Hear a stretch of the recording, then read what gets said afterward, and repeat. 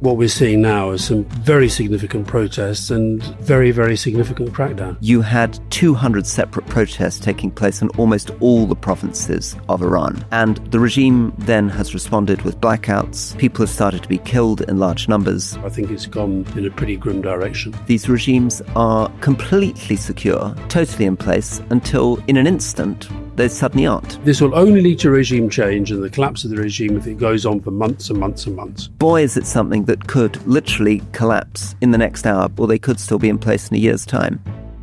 Welcome to The Rest is Politics with me, Rory Stewart. And with me, Alastair Campbell. We're going to talk about Iran and we're going to talk about Yemen. I feel bad, actually, we haven't talked about Iran more before this, because you sort of sensed something really big was happening. But it's so hard actually to find out the truth about what's happening inside Iran. But I think what we're seeing now is some very significant protests, and especially today, I think, and yesterday, very, very significant crackdown. Absolutely. For people who have not been concentrating minute by minute on what's happening in Iran, essentially, on the 28th of December, a series of protests began in the bazaars of Tehran, essentially around the fact that the gas prices had gone up and the currency had collapsed. Bank governor resigned.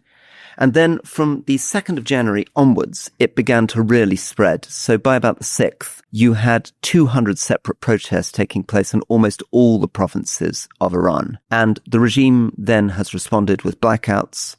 People have started to be killed in large numbers. Trump has now said repeatedly that if the regime continues to kill, he will be intervening with military strikes. And a lot of this is now associated with the figurehead of the son of the previous Shah of Iran, the Crown Prince from the United States, who, to many people's astonishment, particularly mine, is now appearing on more and more signs of young Iranians, particularly protesting against the regime.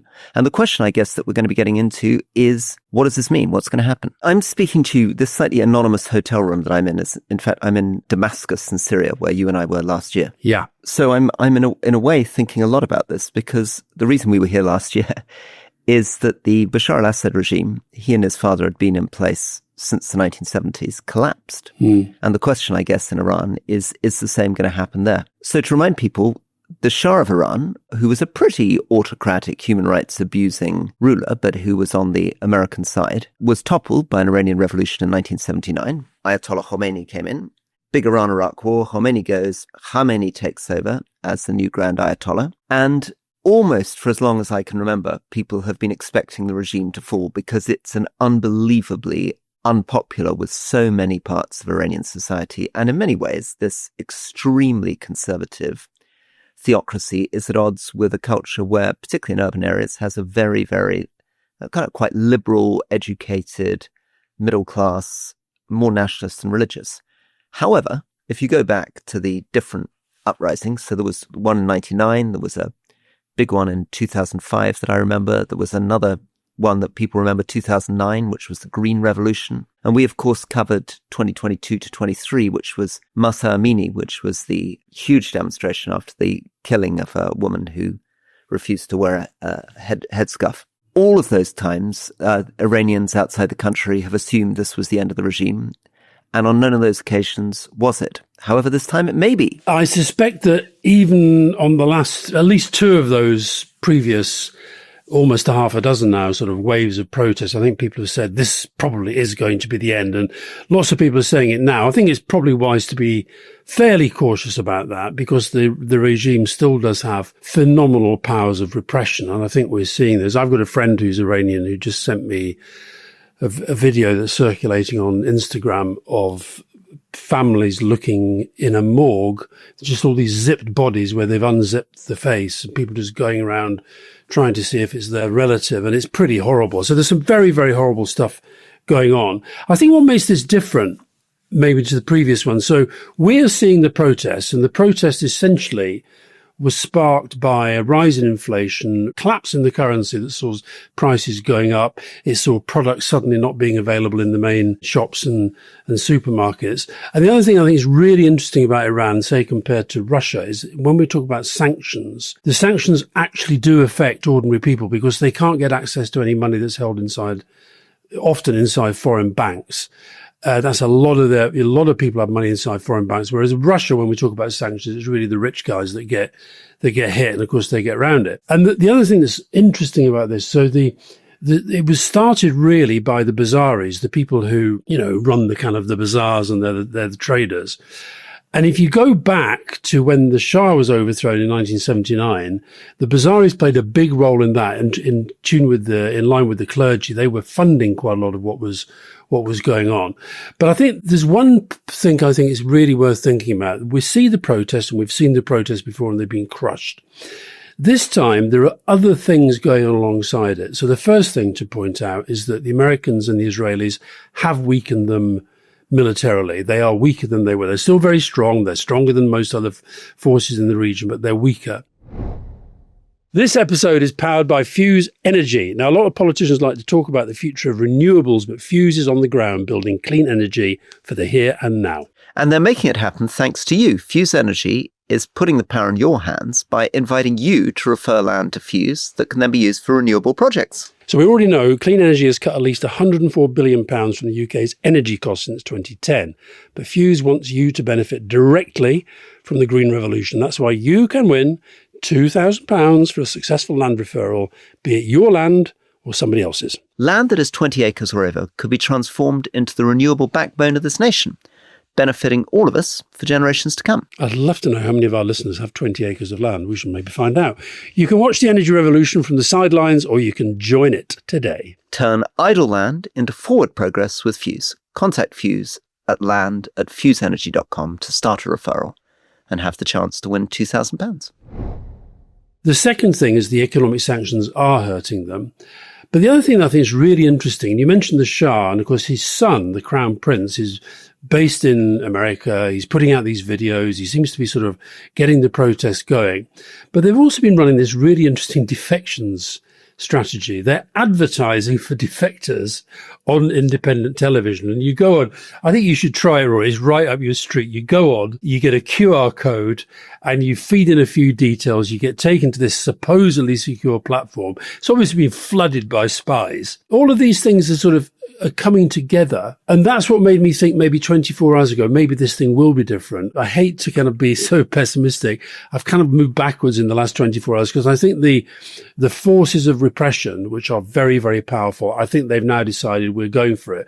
I think what held them back a little bit in the first phase of this protest was the fact that Donald Trump said, we're locked and loaded, we're ready to go, and all that. So I think it's very, very tense. I think this will only lead to regime change and the collapse of the regime if it goes on for months and months and months. One of the amazing things we're talking about here, I guess, which we almost might want to get our colleagues on the Rest is History involved, is this question of revolutions and when a regime falls and when it doesn't. And basically the story often is these regimes are completely secure, totally in place, until in an instant they suddenly aren't. Yeah. Bashar al-Assad is a good example. Absolutely. So a lot of people were on the record back just over a year ago saying he's never going to be toppled. Don't be ridiculous. There's no way a small group of Al-Qaeda fighters from the northwest are going to be able to take the whole country. And of course, regimes, when they want to really oppress people, they can do it. We saw it in Czechoslovakia and Hungary during the Cold War.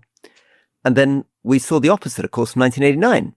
Where regimes that seemed like the East German regime, with millions of people in the Stasi suddenly fold. Yeah. So what are the only ways of trying to work out what the likelihood is here? I think the first thing is to look at ideology. So one of the things that's different about this regime compared to, the communist regimes in Poland or Hungary in 1989 is that the ideology is still very strong. Amongst the true believers, there still is a hardcore of clergymen, Revolutionary Guards people, the Basij militia, which is more of a kind of village level extremist militia. 13 million of them voted for the more hardline candidate in the last elections. And certainly the guy at the top, Ayatollah Khamenei, is somebody who was badly wounded in the revolution and gives every impression of being a true believer who's not about to flit off to Moscow on a plane. Mm-hmm. So it's a bit different, I guess, to an exhausted communist regime or Gaddafi or Saddam Hussein or even Bashar al-Assad towards the end, which had become sort of personalist regimes. That doesn't mean, though, that you mightn't, for example, find the army, which is much less ideologically motivated traditionally than the Revolutionary Guard and the Basij, beginning to defect and split. Yeah. Any other thoughts on how you can tell whether a regime's about to fall or not? Look, I think you're absolutely right that sometimes it just takes a tipping point and it's never obvious what it is.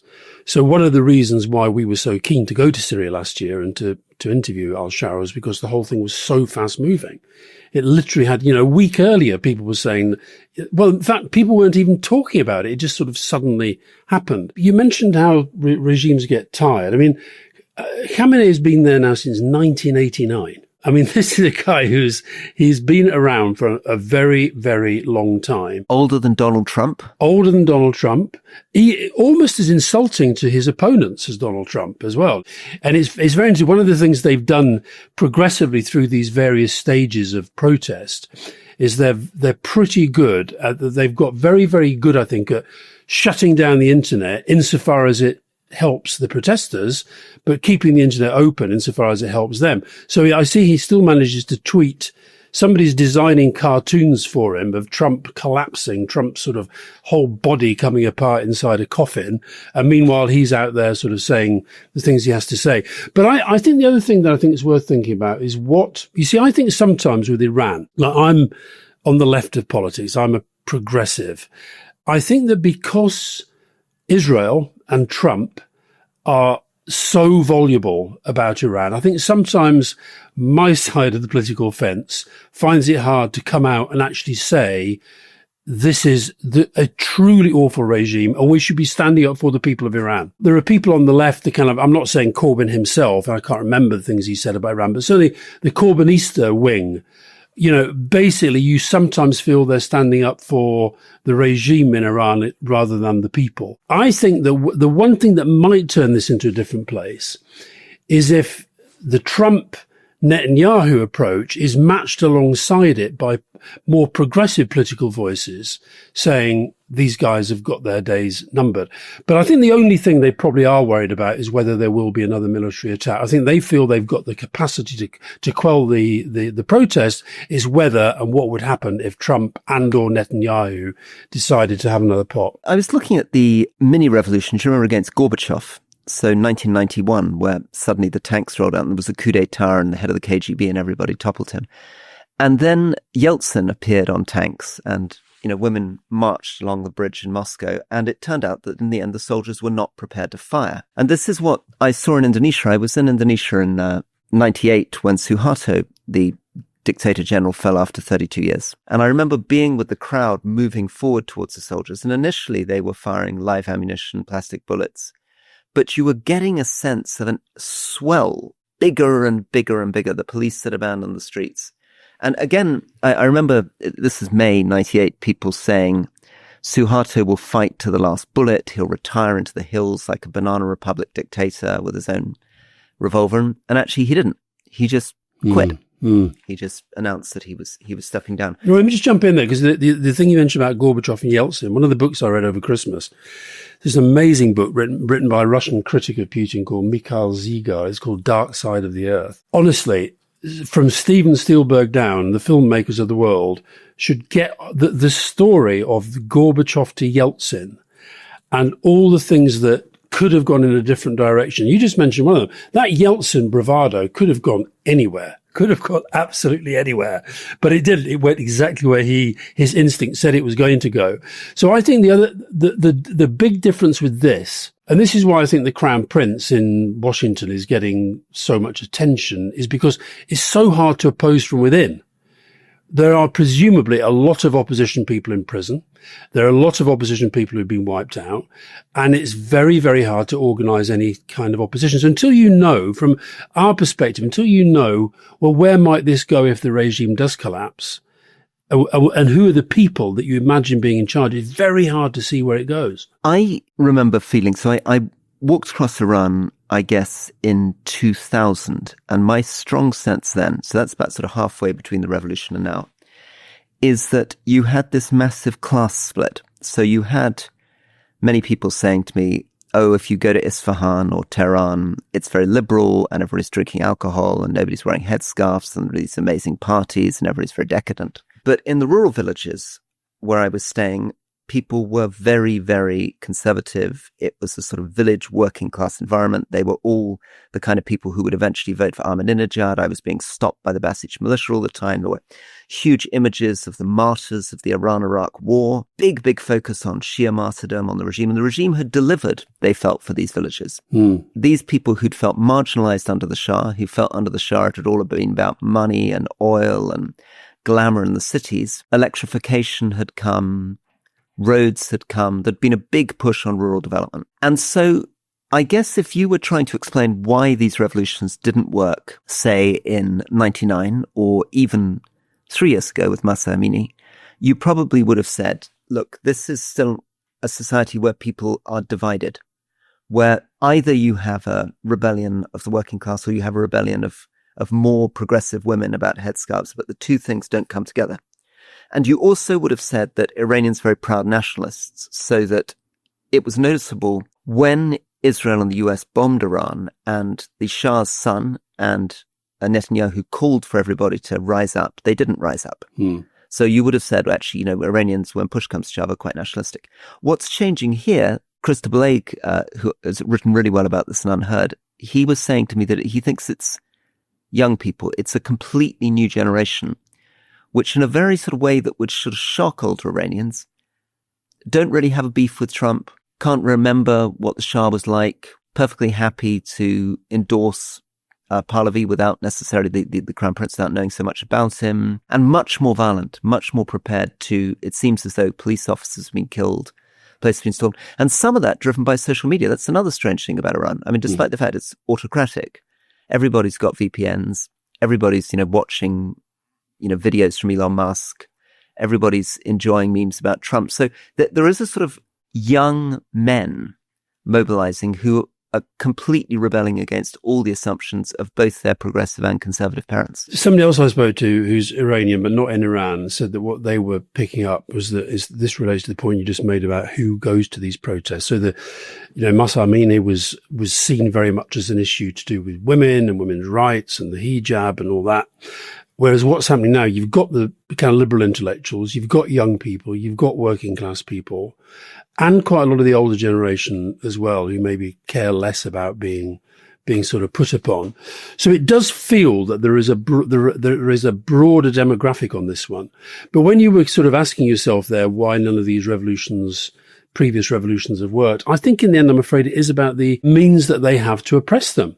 When you see some of the pictures I've been looking at this morning, of what's people looking for bodies, people, when you hear the words of the politicians and the leadership and that they're putting out, you're going to think twice. You're going to think twice. And the other thing maybe worth just reflecting on, Roy, that you said when you came on, has anything happened today? And the only thing I saw that was kind of, really I felt quite surprisingly newsworthy and surprising was this incident that's happened in Los Angeles, where there was a protest of Iranians and Iranian supporters for the overthrow of the regime, and somebody who turned out to be from the kind of Mujahideen supporter hired a lorry and drove it through the crowd. Now, a bit like at the Liverpool, do you remember the Liverpool Football Club celebrations, and the guy's just been sentenced for a very long time for that. But it's amazing nobody was killed, because this guy was really just charging through. And I wonder whether that will, because of course the one thing that we know about Trump is he follows American television very, very, very closely. And this is all over the American TV news now, this thing has happened. I guess the question now that we're all waiting for is whether the Americans will have some kind of fresh military intervention. Trump is, he's pumped up about Venezuela. He keeps saying that he's managed to sort of, obliterate the Iranian nuclear program, which he hasn't. Everybody else says he hasn't. And whether he fancies another one, or whether Israel likewise thinks, Israel's entire security doctrine is based on the idea that they cannot be challenged within the region. They will be, whilst they want a regime they can work with, but they'll be sort of looking at this as well. So I think that's the next big moment we have to wait for, to see what one of those two does. And what, if Trump were to intervene, what would be his vision for the future of Iran? Because in Venezuela, it seems as though after an initial suggestion that he was going to embrace democracy and liberty and freedom, it turned out all he really wanted to do was get rid of Maduro and basically leave the whole regime in place. So would the idea be here that he'd try to take out Khamenei and then try to just negotiate with what remains of the regime, or maybe bring in a slightly more liberal cleric? I mean, it'd be interesting to see. I certainly, if I was the Crown Prince, I wouldn't be betting on the fact that a Trump who still hasn't met the Crown Prince is going to get behind him. Although, boy, you want to talk about the age of social media. The social media PR campaign that has transformed the Crown Prince in the last 3 years from somebody who most of us thought as a pretty marginal, slightly joke figure who hadn't been back to Iran for, I think, 46 years, who was an unwelcome reminder of this slightly strange moment in the 1970s of all the extravagance and autocracy of the last Shah, has now somehow, despite allying with Trump or Israel, perhaps because he's allied with Trump and Israel, has been rebranded now. And, even me as in our duo, Alastair, the great monarchist, even I find it quite difficult to believe that the candidate that they're running is this rather elderly crown prince of a discredited regime. And yet, boy, does social media make that possible. Well, I think he took a big risk because, as you say, if you're fighting from outside or making a case from outside, even in a country as difficult as Iran, you put yourself at a disadvantage, okay? But what he did, where he took the risk was with this call that he made for people to, it was a bit like during COVID when we were all sort of, clapping. He basically get out at 8 o'clock, 8 p.m. Thursday and Friday, get out there and protest, okay? And in there, hundreds of thousands, people did. And so that, I think, is what's then lent itself to this credibility that he has. He's put out a new message today where he's standing in front of the old monarchical flag. The one thing he's being careful to say, I think, though, is that he does not see himself as a future leader of the country.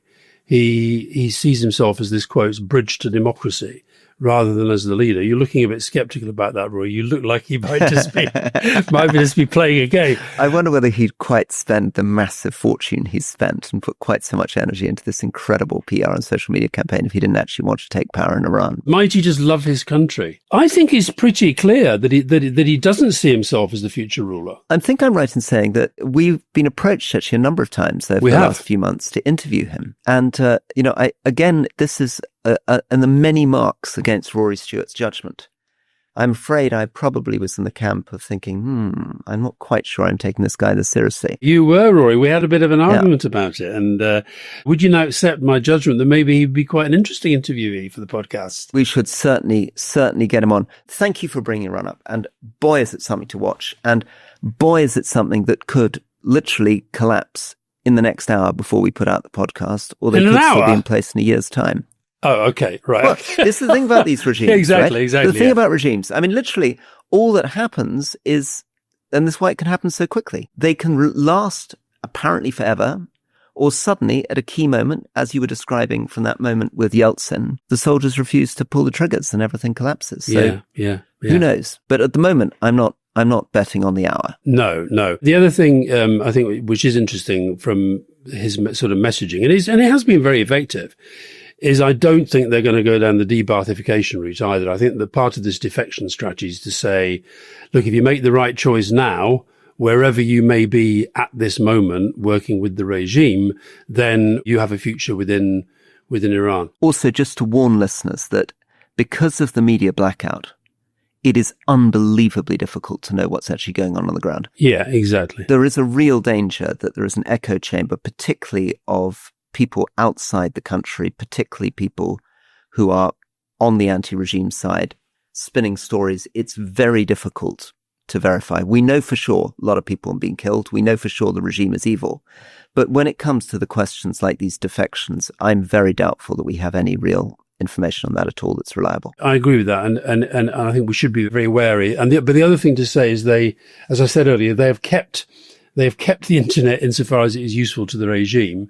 But the other thing, they are, for obvious reasons, given how very, very, very well penetrated by Mossad they have been, and they now know that from what happened in the recent attacks, is that there is media manipulation and disinformation going on from every which way. So it is very, very hard to work out what's going on. But what is absolutely clear is these protests are real. They are right across the country. That's maybe another difference with some of the ones that we've had before. And they are finding it very, very hard to shut them down until the last 24 hours, where I think it's gone in a pretty grim direction. The other thing going on in the Middle East is Yemen. And that's an unbelievable story. So let me just summarize that for listeners. In fact, we got rather a nice email from a Trip Plus member who'd been stranded on a small Yemeni island, asking for an explanation of what's going on. So Yemen, people remember, is a big chunk of territory below Saudi Arabia on the edge of the Red Sea. And it was two countries through to 1991. There was a southern country, which was traditionally a British colony around Aden. Older listeners will remember Aden, a place that people used to stop on their way to India. Did you ever learn the Barren Rocks of Aden when you were learning the Bababs? Oh, the Barren Rocks of Aden. I did learn the Barren Rocks of Aden. Remember that one, yeah? It's it's a lovely tune. It's a really lovely tune. And actually, it took me a long time to work out what Aden was. It was only when I finally got to Yemen I could put the pipe tune together with the place. Yeah. Anyway, these two countries came together, that and in the north, a very different type of place up in the Northern Highlands, which was connected to a branch of Islam, Zaidi Islam, which is a complete exception.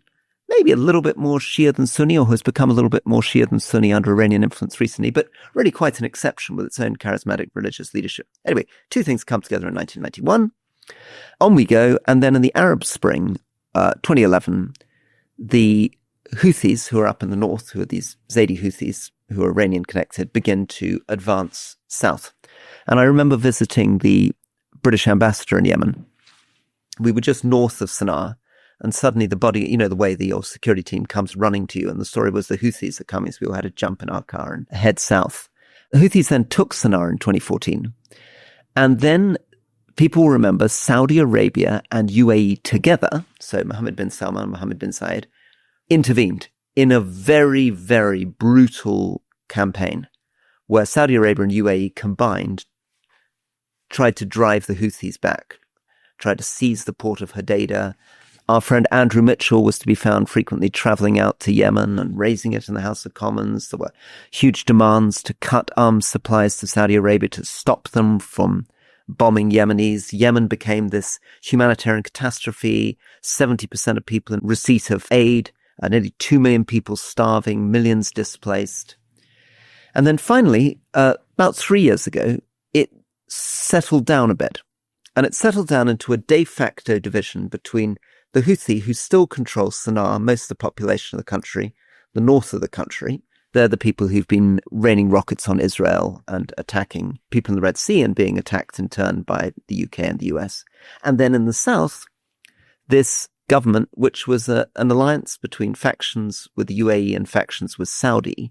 And so everything seemed to be stable until, to everybody's absolute astonishment, at the beginning of December, the UAE-backed factions started attacking the Saudi-backed factions. So it's nothing to do with the Houthi. The southern bit began to split apart. The UAE massively advanced. Over a month, it looked like they had seized the oil fields in the center of the country. And then the Saudis turned around and said, we're not having any of this, bombed an Emirati vessel coming in with arms into the port.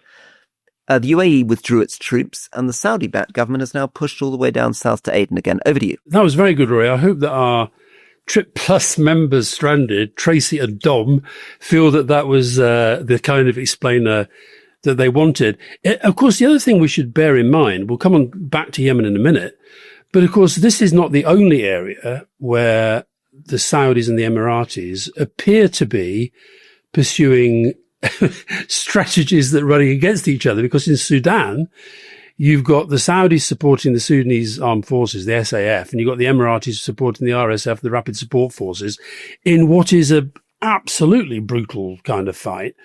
And on this one, as you say, when the Saudis and the Emiratis came together with a pretty shared agenda against the kind of, extreme Islamism and all the rest of it, it looked like they were on the same side for the whole time. And now you've got the government. The Yemeni government is led by something called the PLC, the Presidential Leadership Council. And one of the big factions is the Southern Transitional Council, because they want an independent, just as South Sudan became independent, want an independent South Yemen.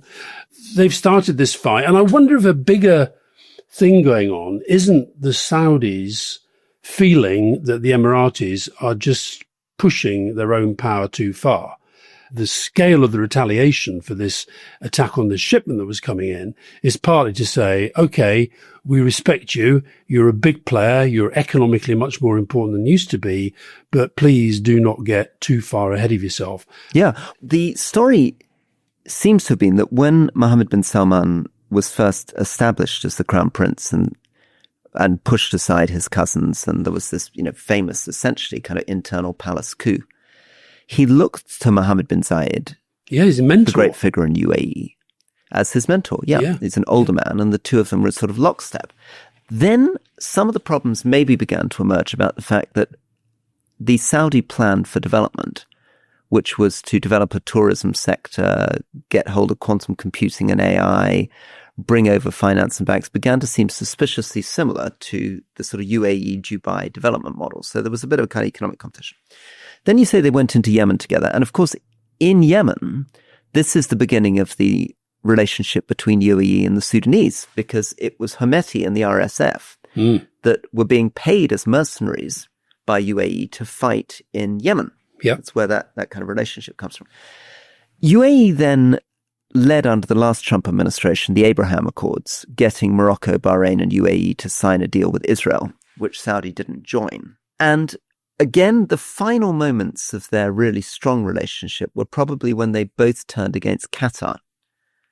They were both on a sort of blockade and exclusion of Qatar.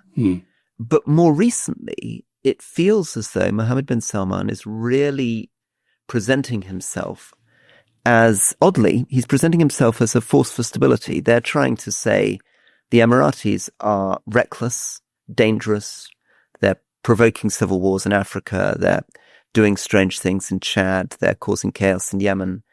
And MBS is, in fact, this may be the reason for the conflict. The rumor is that MBS was beginning to look at negotiating for a settlement with the Houthis, and that this is what actually triggered the UAE assault. Could it also be that in this world where we have these kind of two undisputed superpowers, the United States and China, Russia being granted something closer to superpower status by the way that China and America treat them, that MBS is seeing himself as the equivalent leader in that particular part of the world. So if the world is going to get sort of carved up into big powers having the real say within a particular part of the world, he's the main man there. I wonder whether there's a little bit of that going on at the moment as well. And maybe also to develop my Trump derangement syndrome, whether the general tenor of the way that Trump conducts himself, his complete lack of interest in international law, his sense that might is right, his sense that he can do whatever he wants,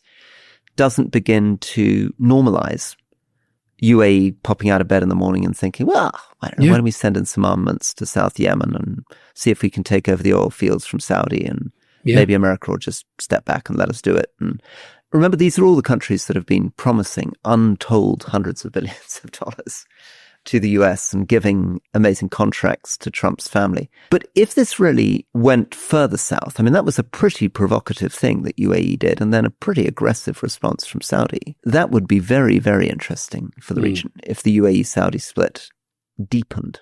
Yeah. Maybe on the kind of geopolitical stuff, maybe just close off this briefly with talking about the Arctic, because I think what's going on there is just absolutely fascinating. And I've just read this book. We were both sent a book by a guy called Kenneth R. Rosen, Polar War, Submarine Spies and the Struggle for Power in a Melting Arctic. And I read it from start to finish in a single sitting the other night, staying up late, because this guy, I mean, is a proper piece of journalism. He spent years looking at this. He's embedded himself with scientists, with military, gone to Alaska, gone to Greenland. He's just been everywhere on this story. And to kind of sum it up, he's clearly not a fan of Trump. And I've seen some of the interviews he's done where he thinks what Trump is doing it in a very, very wrong way. But reading the book, we have sort of been left behind, because climate change has changed the whole sort of shape of the landscape. These routes have opened up. Minerals and rare earths have become more accessible. And Russia has been all over it for quite a while. He goes through all the stats on who's got what, how many icebreakers. And I mean, Russia is just so far ahead. And so you've got China and Russia now seeing themselves as major legitimate Arctic players, Trump feeling threatened by that. Does he talk a lot about China? Well, it's about America, China and Russia. And it's about all the espionage that's going on. It's about the breakdown in scientific research. And also Norway comes into it because they've got this archipelago not far from Greenland, Svalbard. And actually the New York Times today has got a huge piece about that. Basically, the people are getting worried that Norway is trying to become too powerful within that, because that's been a place where scientists from all over the world have been able to go without a visa. And there's been a similar sort of regime in Greenland that's all changed. It's a fascinating book. And there's actually people in there saying this is where the next war will be. The strap line I remember just skimming the beginning of the book before I got on the plane was him saying that the point is not American ownership of Greenland. The point is that America has just completely failed to do anything like enough to think about the Arctic, and in particular hasn't thought enough about what to do with Alaska before it starts thinking about taking over Greenland. Absolutely. Well, so you know, when you get later on in the book, there's some fascinating stuff about what's going on in Alaska, not least, I have to say, the suicide rate amongst troops that are stationed there. He has some fantastic descriptions of just how hard it is to live in these places and how these soldiers and scientists sort of, you know, the sort of life that they have to lead. But basically, you know, one of the things I think we've often said about Putin, he's always had this, as do the Chinese, long-term strategy. And they have been on this harder, more detail, more investment than we have. Because the real nonsense about Trump's position on Greenland at the moment is that they have actually been pulling out of Greenland. You know, they had over a dozen bases. They've now got one left because they didn't think it mattered that much and nobody would bother with it. It drives me absolutely mad because Trump and Vance and Hegseth are somehow making a lot of the international media solemnly stroke their chins and say, well, of course, you know, Trump does have a point about the fact that, you know, Russia poses a threat in the Arctic. Well, yes, it does. But the two key points are this. The first point is, as you say, that the US, if it wants to put more troops in Greenland, can put more troops in Greenland. In fact, they've been removing troops from Greenland, right? Yeah. Secondly, if Trump was really worried about Putin being a threat, he'd be doing it differently in Ukraine. If he's actually worried about Russian encroachment, he should be supporting Ukraine. Exactly. So, Greenland is purely about Trump's ego and adding a huge chunk of the map to the United States. But he's found this convenient thing, which is pretending that he cares about Russia, which he doesn't, and that America really wants to do some defense in the Arctic, which it patently hasn't done any of in the last 15 years. Although, of course, he does care about China. I think he sees China much more as a threat than Russia. And what's really interesting reading this book is the extent to which China is playing the same long game in the Arctic as the Russians have been. But there's just this one paragraph here, Rory. Russia is leading the charge with more military bases in the Arctic, greater competency in cold weather operations, and a fleet of icebreakers that dwarfs the maritime Arctic fleets of every other nation. America and its allies have meanwhile played catch-up. For the United States, whose military was slow to recover an enemy craft because of inexperience in the dark days of the high north and the accompanying frigid blast during a recent exercise, this involves learning to fortify and base its military units and project its critical infrastructures like oil pipelines in a climate where it has little modern experience and capability. I mean, you really get the sense, and this isn't just Trump's fault, this is like the American, but Trump bangs on about in his first term, he talked about Greenland the whole time. Well, yeah, he did, but not in this context. He talked about in the context that you've been saying. He just wants to have a big, showy, performative thing to do. Anyway, I strongly think we should get the guy on and maybe do a little kind of either extended interview with him or something, because it's very rare that I've read a book and there's been so much stuff in it. I thought, you know, why are we not talking about this? And then you turn on the radio in Britain this morning and they're talking about, you know, the Marines are going to be doing a big joint training exercise with Norway. And fine, you've got to do that. That's good. Okay. But it is dwarfed by the sort of stuff that you're reading about in here that the Russians are up to and the Chinese are up to. Well, thank you for that, Alastair. So just to sum up, we did a deep dive in Iran, we did a deep dive in Yemen, and then we had the Arctic. So I hope our listeners are getting a sense of just how complicated the world is becoming, and look forward to speaking to you again soon. See you soon.